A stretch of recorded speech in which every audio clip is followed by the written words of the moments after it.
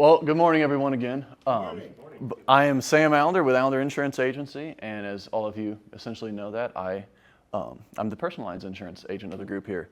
So last time I was giving my presentation, I kind of gave a general overview of who we are, what we do, kind of our history and such, and I'll give a brief touch back on that again, since some people are here that were not here when I gave my presentation last time.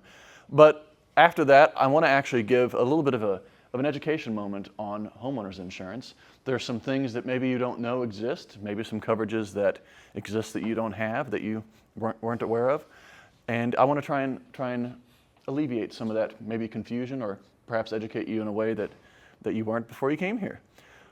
But this is kind of what I'll go through. I'll start talking a little bit about us and who we are and what we do, and then I'll dive into the great interesting topic of homeowners insurance. But, so I figured I'd start with the tagline that I say in almost every single one of my introductions, and that is relate, educate, innovate. And I touched on this last time, but I'll touch on it again.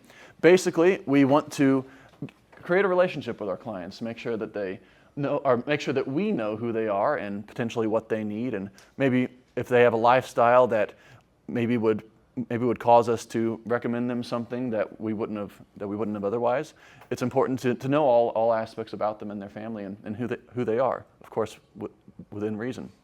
And educate, once we know those things about those people, we need to properly explain to them, why do you need this? Why is this important? What makes this something that would potentially benefit me in the future? And it's important that we don't just tell them this is what you need, but they actually understand why.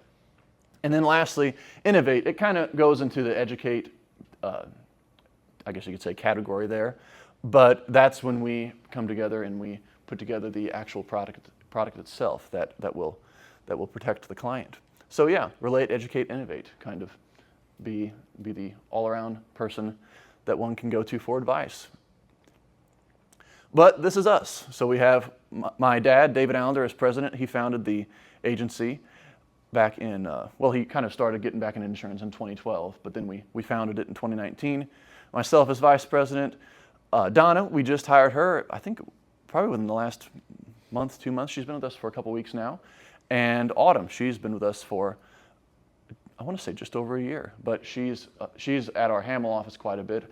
Our main office is in Staunton, but we go back and forth between both. But yeah, Autumn and Dorothy, if you stop by our Hamel office, you'll see one of them there, if not both, and yeah, they can help you out.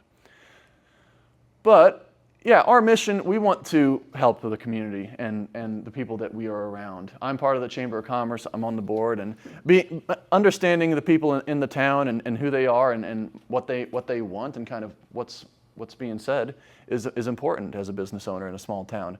And we want to make sure that we are transparent in everything that we do and that we can educate people properly, as I said before, and yeah, just overall positively impact all who come in our office. Now, I will not read all of this, don't worry. And in fact, this slideshow actually, I emailed to you this morning. It did? So for the record, this is my first scheduled email I ever sent. So at 9 o'clock, yeah, 11 minutes ago, you got an email from me. But anyway, yeah, so just to cover this in a basic sense, HO2 is referred to as a broad form named perils homeowners policy. There's also an HO3, which is special form, HO5, which is comprehensive form. And there's others, there's HO4, there's HO6. Each of them have, yeah, a lot of options there. But I'm strictly speaking to a home policy in this example, if you own a home. The way I remember HO3, or remembered HO3 when I was first learning insurance, is what's the most basic family? 2 parents and a kid, 3 people in a house. And I've actually never sold an HO2 because most that you see are HO3, or most that I would quote anyway would be an HO3. But each of them have their different coverages that come included, and each of them have their different exclusions that are not included. So it's important to know what you have. I would venture to say you probably have an HO3 or an HO5, probably an HO3 for your homeowner's policy.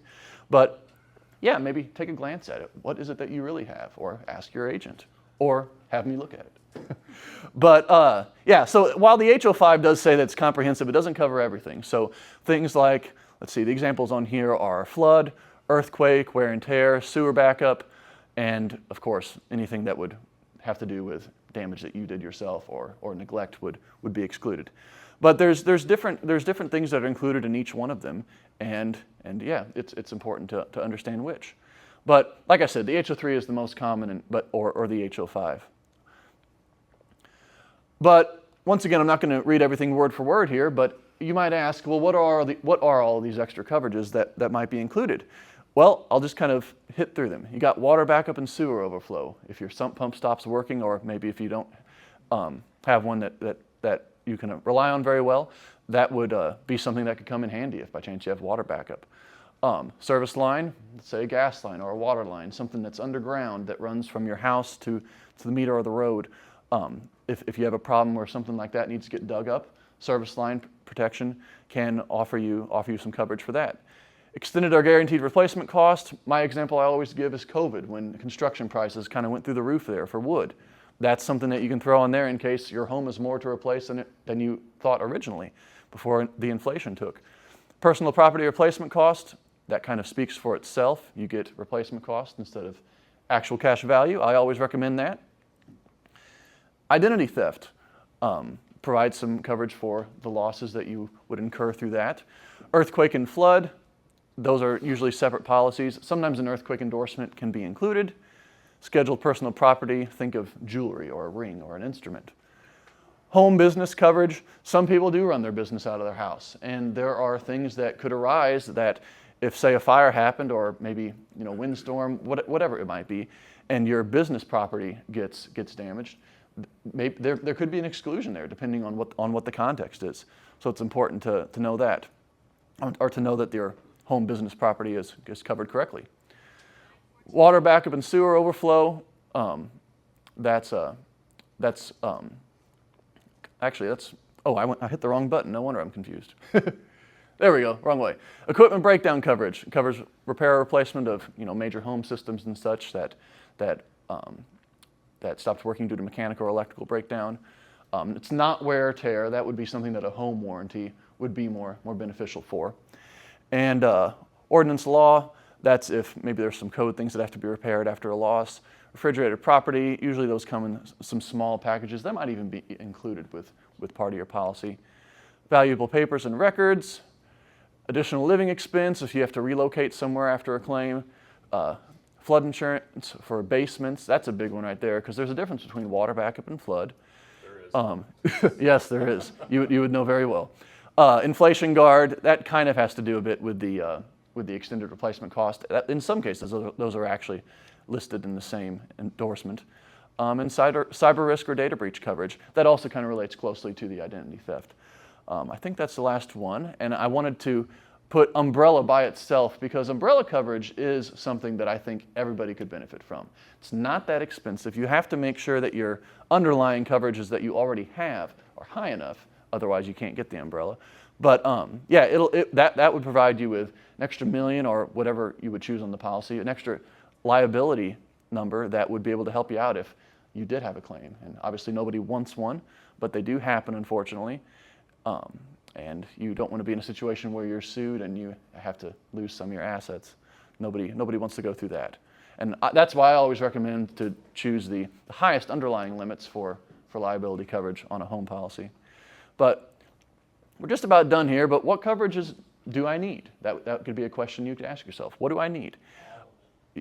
Yes, that's the insurance agent answering that, all of them. All of it. But no, maybe you do need all of them. Maybe you don't need all of them. Maybe there's some that you do have that you don't need. That's a conversation to have with your agent, regardless of who your agent is. Make sure you have your policy structured correctly based on who you are. But that's really all I had. I intended to leave a little bit more time for questions. But yeah, what does anyone have? Well, I'm actually in the market to kind of like look around to look over all of my insurances, and one of them is specifically my homeowner's insurance. My issue is when I was looking for homeowner's insurance, I have 2 claims on my house, Mm-hmm. and they're related to weather. Mm-hmm. And the last time that I was looking for insurance, the issue I ran into was a lot of companies were refusing to insure me because of the 2 claims that I've had. But So some companies are stricter than others. I've seen a combination of, a company might look back 3 years, 5 years, 7 years on a claim and let that impact in different ways. I would say maybe quote it with some additional carriers. I mean, there are some carriers we have, since we have several, that will flat out say, no, we're not going to insure this person. But then there's others that will say, yeah, we'll insure this person. Might be a little more, but we'll still provide a price. So yeah, that would be the context there. But that's a good question, and we run into that a lot. So, oh.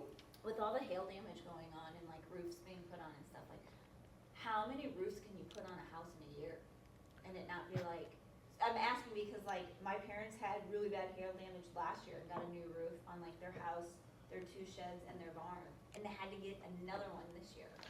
I don't know really how to answer that because it really varies per case. I mean, what I've seen is, oh, yeah.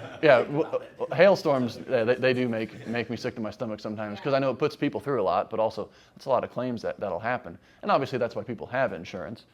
But I don't know, it got kind of crazy the last couple of years.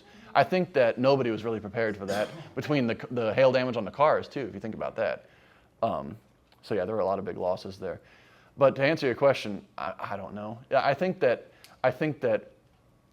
well, we actually had a case where a forensic I don't even know what he was called, but the term forensic was used. A forensic roof guy came to look at this case because there were so many disagreements on whether or not it should or should not be replaced. I believe that one did end up getting replaced. So I mean, I think what's going to happen from this is they're going to get a lot more specific as to what qualifies for a claim on a roof. Yeah. And they usually Anyway. ask for a higher deductible. Yeah, the higher deductibles are a thing too, because it makes it to where you're not going to just turn in a claim for something small. You'll turn it in for something substantial that is worth it. But my time's up. But anyway, thank you guys. Hope you enjoyed. And yeah, give me a call.